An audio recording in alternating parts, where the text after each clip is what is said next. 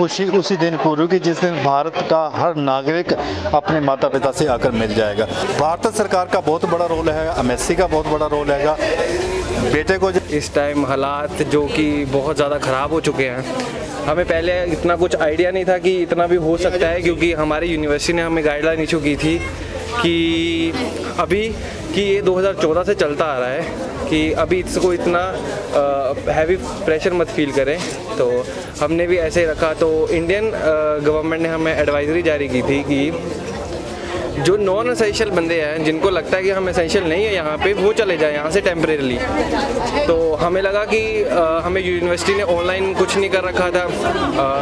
Indian embassy भी काफ़ी जोर लगा रही थी, वहाँ की जो इंडियन ऑर्गेनाइजेशन थी उन्होंने भी काफ़ी यूनिवर्सिटीज़ को बोला कि आप ऑनलाइन कर दीजिए, क्योंकि अगर ऑनलाइन नहीं होती है तो हमें कवर अप करने में काफ़ी दिक्कत होती है, क्योंकि हर क्लास कोई क्लास हमें मिस नहीं करनी होती है।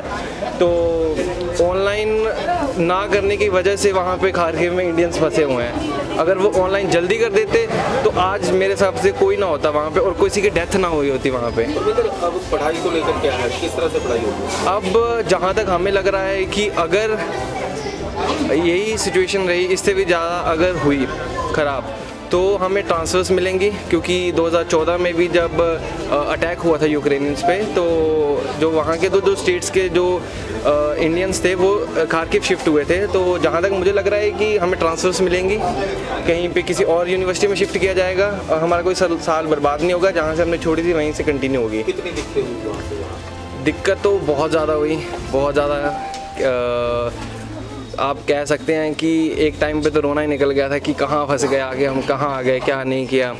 तो काफ़ी दिक्कतें आ रही है, बट कि मैं टाइम से थोड़ा निकल आया था, क्योंकि जिस दिन मैं आया वो लास्ट बस थी वहाँ की खारखीव से। उसके बाद से मेरी खारखीव से बस थी 1 बजे रात को, और जैसे हम खारखीव से बाहर आए और खारखीव में मिसाइल्स अटैक्स हुए काफ़ी ज़्यादा। मेरे फ़ोन आए मेरे को दोस्तों के कि काफ़ी ज़्यादा मिसाइल्स यहाँ पे छोड़ी जा रही हैं। पहले तो ऐसा था कि थोड़ा खारखीव के बॉर्डर पे छोड़ रही थी ताकि दबाव बना रहे, बट अब जो रिसेंटली 2-3 दिन से ये हो रहा है कि मिसाइल्स जो हैं हमारी खारखीव नेशनल मेडिकल यूनिवर्सिटी पर भी गिरी हैं। हमारे एक डिपार्टमेंट को वो सारा ख़त्म हो चुका है इस टाइम। वहाँ के जो कोर्ट्स हैं वहाँ सारे कुछ मतलब A to Z खारखीव तो ख़त्म ही हो चुका है एक तरह से। भारत सरकार का कितना सहयोग है? भारत सरकार का काफ़ी मतलब इम्पॉर्टेंट रोल रहा यहाँ पे भी हमारे लिए कि एटलीस्ट हम बॉर्डर तक हमें खुद जाना होगा। बॉर्डर तक पहुंचना थोड़ा मुश्किल है, उसके बाद इंडियन एम्बेसी के सारे खड़े हुए हैं वहाँ पे बंदे, तुम्हें रिसीव कर रहे हैं। जहाँ मैं हंगरी स्टे कर रहा था तो काफ़ी अच्छा स्टे था, खाना प्रोवाइड कर रहे हैं अच्छा, कोई ऐसा इशू की बात नहीं आ रही। सर मैं बहुत खुश हूँ, मेरा बेटा जो घर आ चुका है, लेकिन ये खुशी उसी दिन पूरी होगी जिस दिन भारत का हर नागरिक अपने माता पिता से आकर मिल जाएगा। क्योंकि खारखीव में अभी भी थोड़ी टेंशन चली हुई है, 500-600 के बीच में बच्चा जो है वो अभी फंसा हुआ है। अभी हम जब गाड़ी में वापस आ रहे थे मुंबई मोहाली एयरपोर्ट से, तो मेरे बेटे को मैसेज आ रहे थे कि कुछ करो, क्योंकि की में जो आपने टैक्सी की है उनको शायद खारखीव भेजो, लेकिन खारखीव में कोई जाने को टैक्सी वाला तैयार नहीं है, क्योंकि खारखीव का सबसे बुरा हाल हुआ है।